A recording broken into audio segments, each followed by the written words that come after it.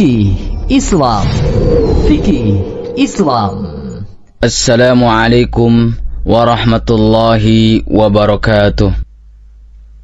Alhamdulillahi rabbil alamin. Wassalatu wassalamu ala rasulillahi wa ala alihi wa ashabihi wa man tabi'ahum bi ihsanin ila yaumiddin, amma ba'd.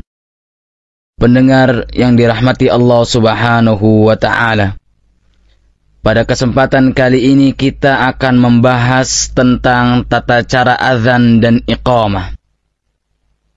Saudara kaum muslimin, a'azzanallahu wa iyyakum. Secara bahasa, azan berarti pemberitahuan atau seruan.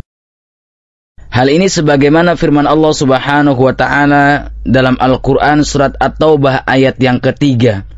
Wa adhanum minallahi wa rasulihi ilan nas.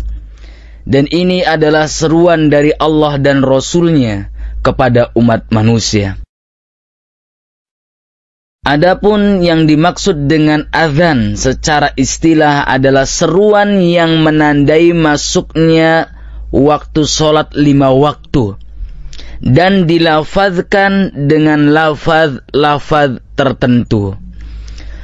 Pendengar yang mudah-mudahan dirahmati oleh Allah Subhanahu wa ta'ala, para ulama berselisih pendapat tentang hukum azan. Sebagian ulama mengatakan bahwa hukum azan adalah sunnah muakkad. Namun pendapat yang lebih kuat dalam masalah ini adalah pendapat yang mengatakan bahwa hukum azan adalah fardu kifayah. Akan tetapi perlu diingat, hukum ini hanya berlaku bagi laki-laki. Wanita tidak diwajibkan atau juga tidak disunahkan untuk melakukan azan. Pendengar yang budiman, yang mudah-mudahan dirahmati oleh Allah Subhanahu wa ta'ala, dalam pelaksanaannya azan memiliki syarat-syarat yang harus diperhatikan. Yang pertama yaitu masuk waktu sholat. Berkaitan dengan telah masuk waktu sholat, bahwa ini merupakan syarat sahnya azan. Artinya, syarat sah azan adalah telah masuk waktu sholat. Sehingga azan yang dilakukan sebelum waktu sholat masuk, maka tidak sah. Akan tetapi terdapat pengecualian pada azan subuh. Azan subuh diperbolehkan untuk dilaksanakan 2 kali, yaitu sebelum waktu subuh tiba dan ketika waktu subuh sudah tiba, yaitu terbitnya fajar shadiq. Kemudian syarat yang kedua yaitu berniat untuk azan. Hendaknya seseorang yang akan azan berniat di dalam hatinya, tidak dilafazkan dengan lafaz tertentu bahwa ia akan melakukan azan ikhlas karena Allah Subhanahu wa ta'ala. Kemudian yang ketiga, azan dikumandangkan dengan bahasa Arab.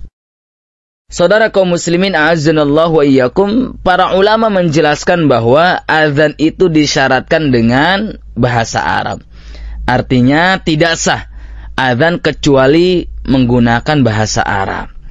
Di antara para ulama yang menjelaskan adalah ulama dari mazhab Hanbali, dari mazhab Hanafi, dan juga dari mazhab Asy-Syafi'i.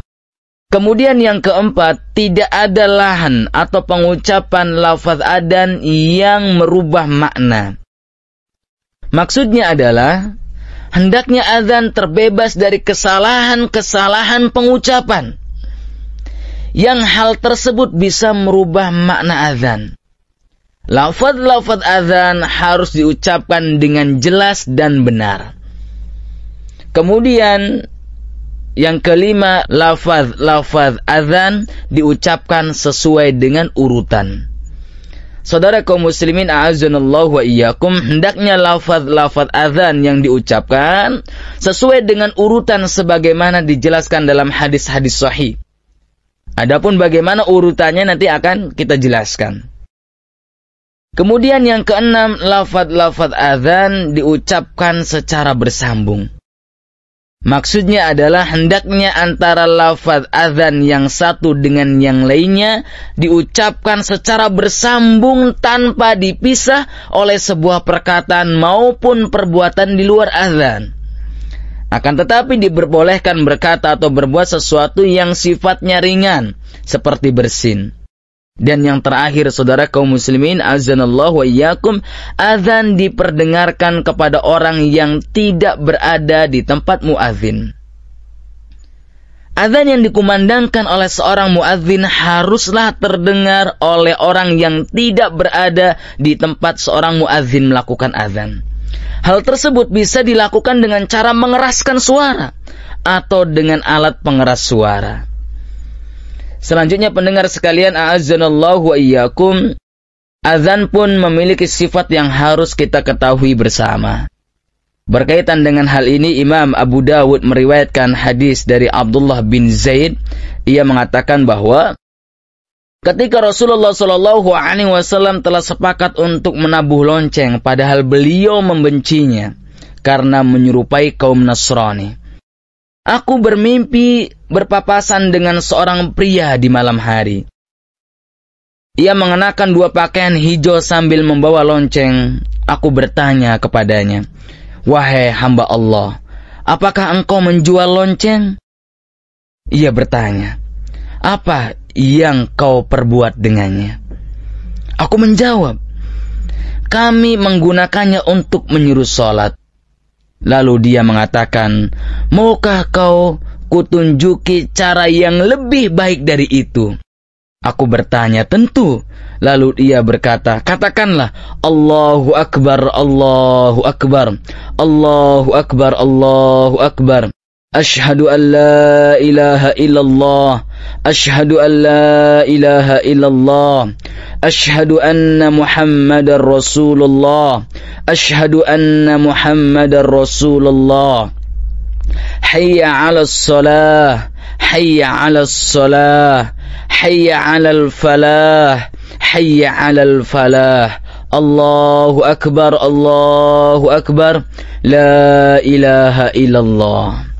Jadi hadis ini menjelaskan tentang bagaimana Allah Subhanahu wa taala mengajarkan kepada para sahabatnya bahwa azan itu memiliki lafaz-lafaz yang sudah ditentukan. Kemudian saudara sekalian yang mudah-mudahan dirahmati oleh Allah Subhanahu wa taala, berkaitan dengan seorang muadzin ada beberapa yang harus diperhatikan. Yang pertama, bahwa azan hendaknya dilakukan dalam keadaan suci. Hal ini berdasarkan dalil-dalil umum yang menganjurkan agar manusia dalam keadaan suci tatkala berzikir kepada Allah Subhanahu wa taala. Kemudian yang kedua, azan dalam keadaan berdiri.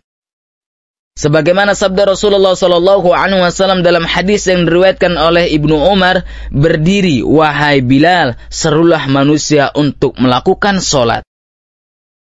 Kemudian yang ketiga, azan menghadap kiblat. Yang keempat, memasukkan jari ke dalam telinga. Ini adalah perbuatan yang biasa dilakukan oleh sahabat Bilal ketika azan, sebagaimana yang tergambar dalam hadis yang diriwayatkan oleh Imam At-Tirmidzi. Selanjutnya yang kelima, yaitu menyambung tiap dua takbir. Maksudnya adalah menyambungkan kalimat Allahu Akbar, tidak dijeda antara keduanya. Kemudian yang keenam, yaitu menoleh kepala ke kanan ketika mengucapkan hayya 'alas shalah dan menoleh kepala ke kiri tatkala mengucapkan hayya 'alal falah. Hal ini berdasarkan hadis yang diriwayatkan oleh Al-Imam Bukhari dan Imam Muslim. Dan yang terakhir, saudara pendengar sekalian, a'azzanallahu wa iyyakum, yaitu menambahkan as-salatu khairum minan naum pada azan subuh berdasarkan hadis yang diriwayatkan oleh Imam Abu Dawud. Pendengar sekalian yang mudah-mudahan dirahmati oleh Allah Subhanahu wa taala, selanjutnya yaitu pembahasan tentang iqamah. Iqamah secara istilah maknanya adalah pemberitahuan atau seruan bahwa sholat akan segera didirikan dengan menyebut lafaz-lafaz yang secara khusus. Hukum iqamah sama seperti dengan hukum azan. yaitu fardu kifayah, dan hukum ini juga tidak berlaku bagi kaum wanita. Saudara kaum muslimin, berkaitan dengan iqamah juga memiliki sifat-sifat tertentu sebagaimana di dalam azan.